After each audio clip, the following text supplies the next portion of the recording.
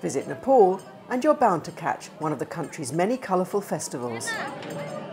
As Nepalese New Year 2067 dawned, it was a chance for the 60 or more ethnic groups of this small mountain nation to dress up in their bright tribal costumes and celebrate. But for school children throughout the country, it was also the end of a school year, and there were exams to get through before their 2-week holiday began. That meant extra studies for the young residents of the Rhododendron Children's Home in Kathmandu, in Nepalese Laliguras Bal Udayan, LBU for short. Uncle and auntie at LBU is very lovely. They are very caring. At the time of exam, they force us to study, which is very good. After exam finish, when we get good result, then we'll thank them. The 20 mainly teenagers in this house, LBU 1, have been through this before, as they go over their lessons, which are mostly taught in English. But across the adjoining field, at the recently opened second house, LBU 2, some of the new younger arrivals have been attending school and learning English for the first time, and also have revision. The next morning, as they get ready for the last few days of term, the little ones show they can have some fun with their new language skills. 1, 2, 3, 4, 5.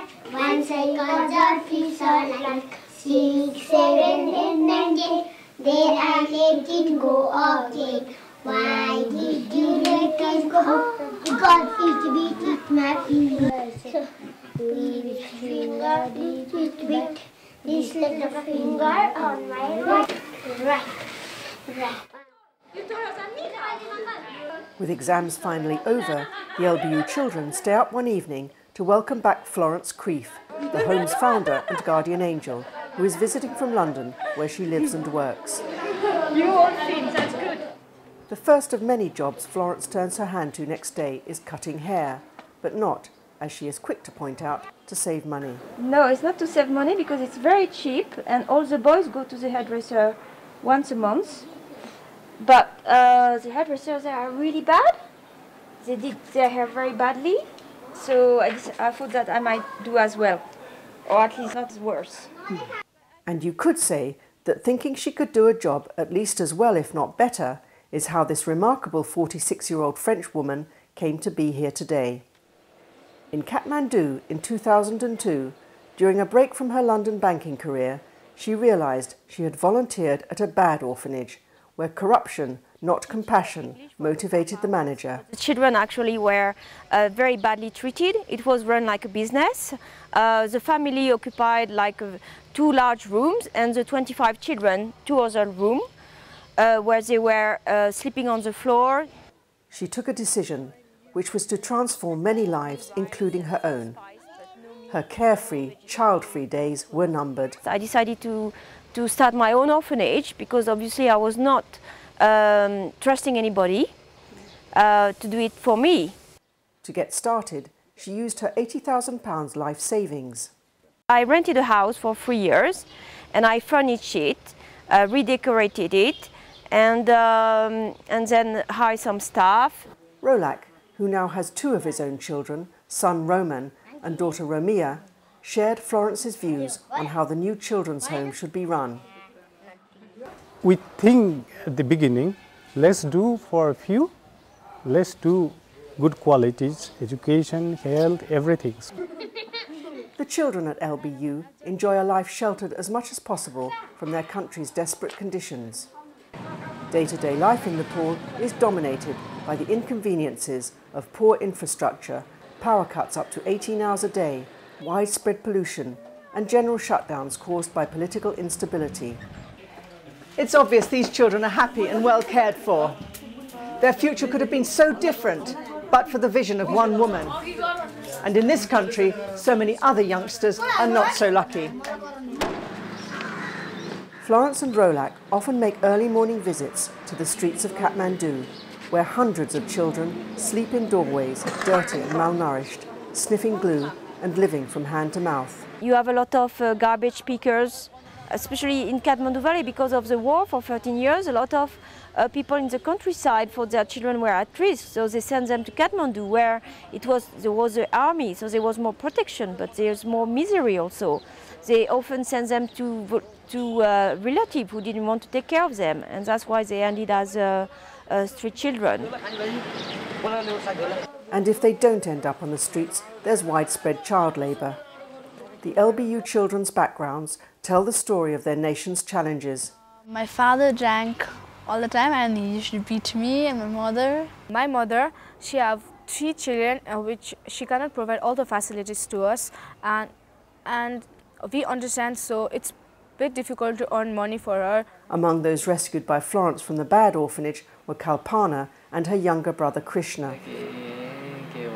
Both their parents committed suicide, so their own uncle and aunties who were quite poor decided to put them in this bad orphanage. Whenever possible, siblings are taken in together, and today children come to the orphanage by recommendation and through word of mouth, with the approval and consent of legal guardians.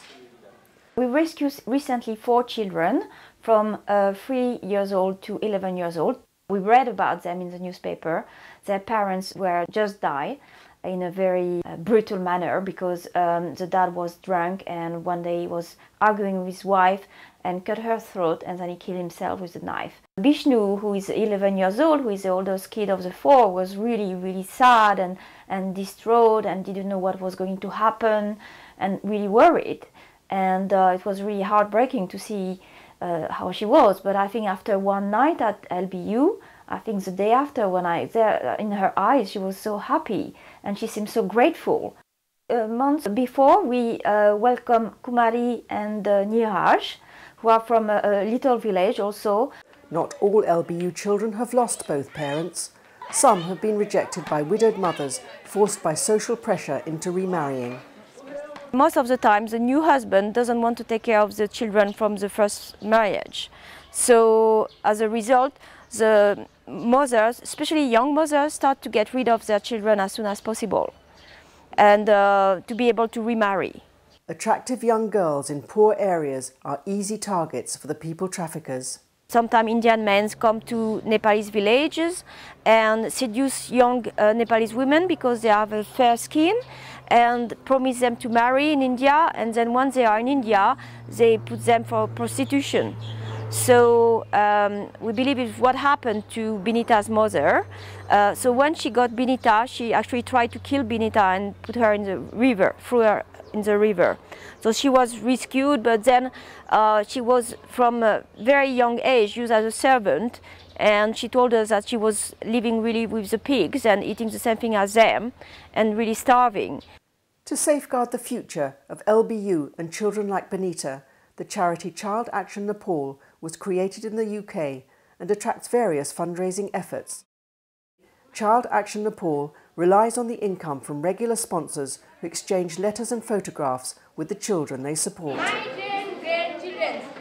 We transfer money to Nepal every month. We need a lot of sponsorship also for the education, because for us it's 45% of the total budget. Good private education is central to the philosophy at LBU, helping ensure the children's future security in a country where there is no compulsory schooling and high unemployment.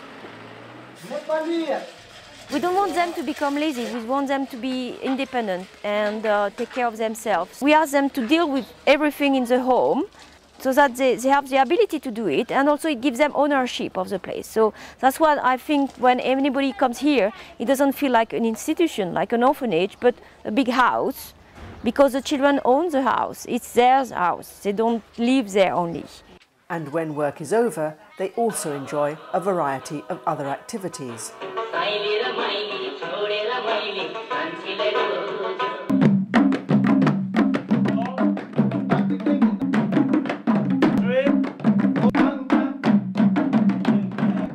There are visits to discover Nepal's rich and diverse cultural heritage.